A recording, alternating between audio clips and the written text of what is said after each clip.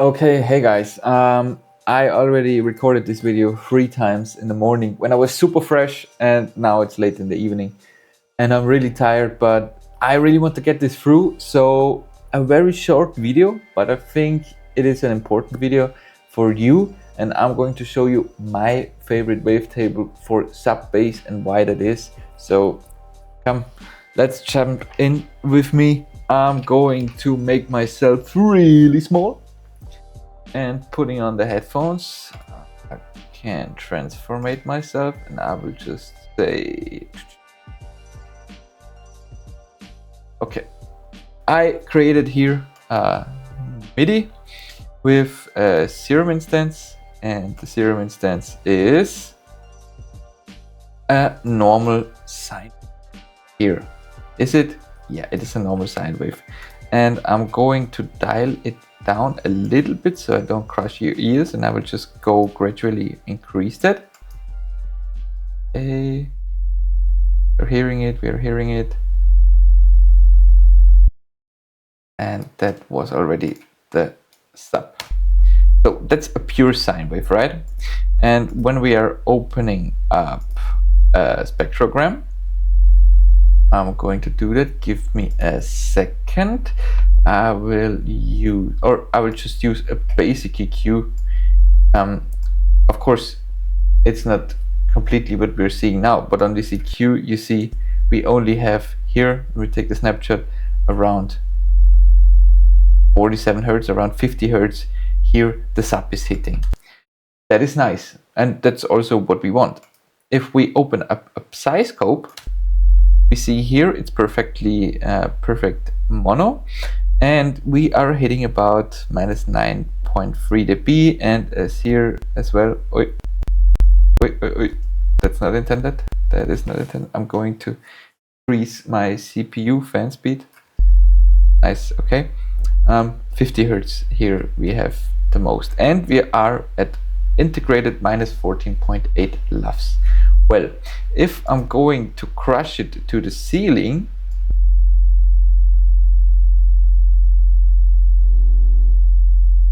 so that we just don't get distortion, but just a tiny bit of clipping here, get it?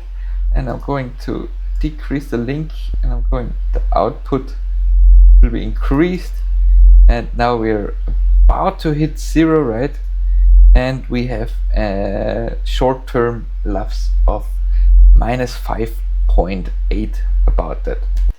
Okay, that's nice. But for a sub that has more nit and grit before you even put on some saturation or something else, I have this wavetable here that I really like to use, and it's from the digital presets folder FFT add seconds. And what does this mean? When we are looking at the bins, so at the upper harmonics, there's a little bit of upper harmonic created, and when we're opening this up and we're going to let it play, careful, this one is already louder. Why? Because that's actually what we really want to do. It is louder because we have some upper harmonics going on, and if we are going to use our very ugly analyzer, aka an EQ, and we are going to play that out, I'm going to make sure that we are starting a little bit quieter. See this one here, hitting at 136 hertz. So now you can ask yourself, what is if we add a second bin, and we're adding like this? Here is the problem, that we lose a lot of the sine wave. If we add a third bin just right, we can make here this section flat. And what does flat mean? Flat means more returns in volume. And that's exactly what I want to show you here. Is now we let this play, right? We have it set up here.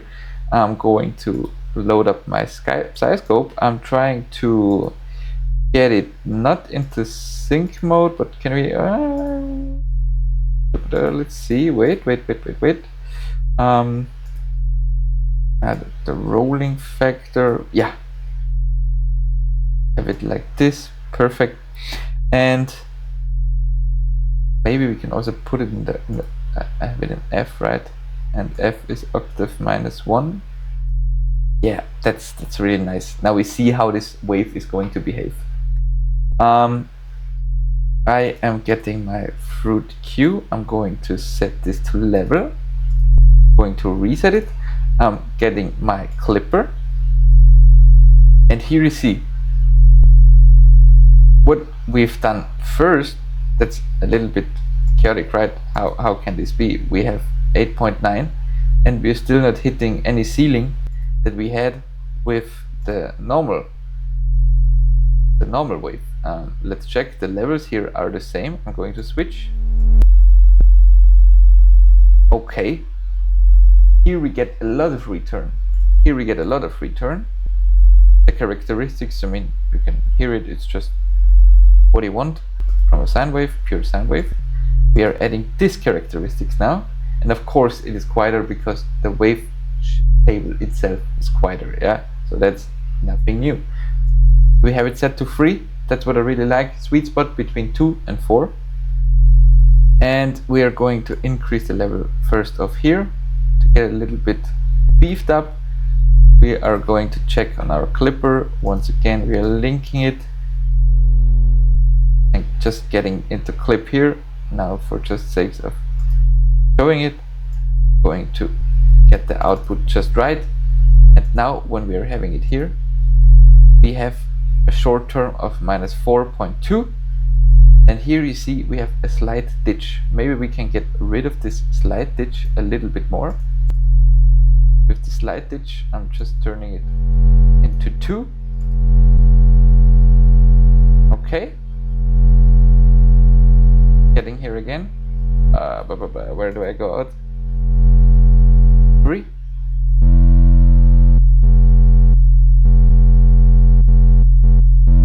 And it really depends on what kind of music you want to make.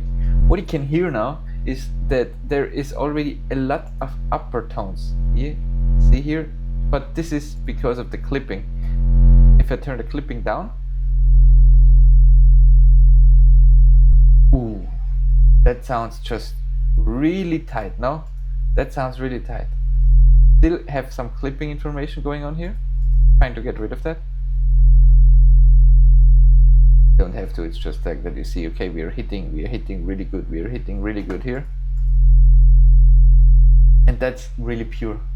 And that's what's really nice to start working and writing on.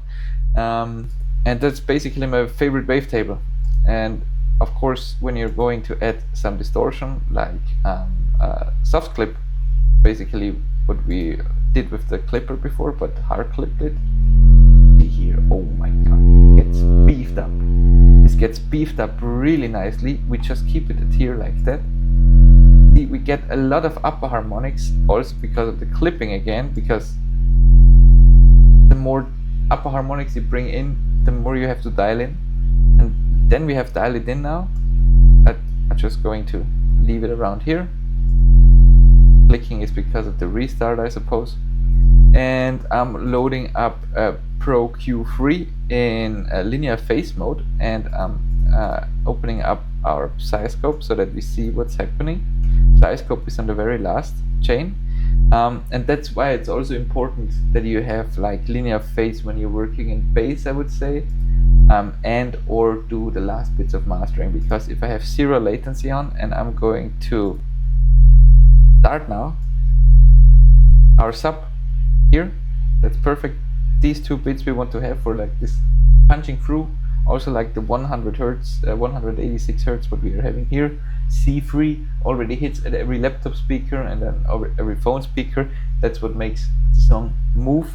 And we see here the waveform is kind of funny. So if I'm going to put a linear phase, we are restoring it here perfectly. You see that? 0 latency. There's the phase shift happening. And this is just way cleaner. And with this you can work really good. And when you already have this sub bass, and you can, of course when you have a mid bass, you can like start cutting here and just make a fade like here, also with 48 dB per octave.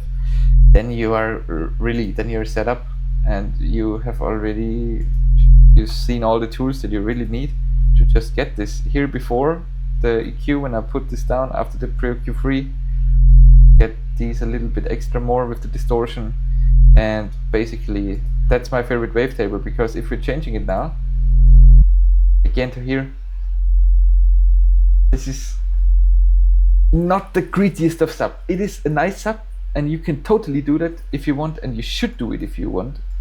I myself, I just really like this beefed up version a little bit more, and then I'm just going to dial it in on how much do I really need. A little bit of it, because sometimes you want to have a really clean sub, right? But just giving it a little bit more of this, or also maybe bring it down with a shelf. Chef's kiss. Okay guys, this was a longer video, I think. It is about 11 minutes long. Wow, crazy. I would not have thought that this would get this long. I'm making myself a little bit bigger again. And yes, that's all what it takes for me, at least, to create a sub bass that I really enjoy writing and working on from the start. I just listened to the Will Clarke podcast, or not the Will Clarke podcast, to the podcast Elevated Frequencies by Julia Mancuso with Will Clarke, and it was, how should I say, it was like not the most positive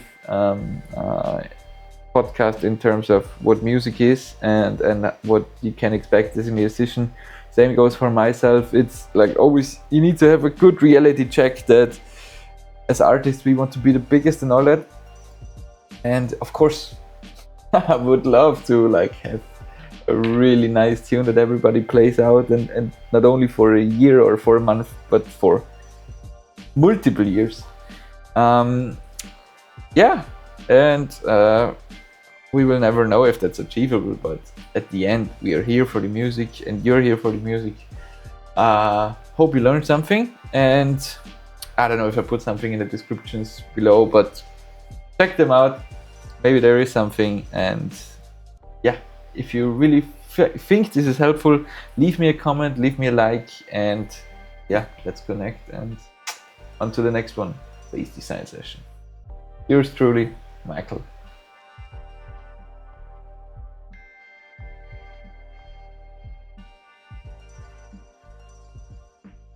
Can I switch off the PC like that?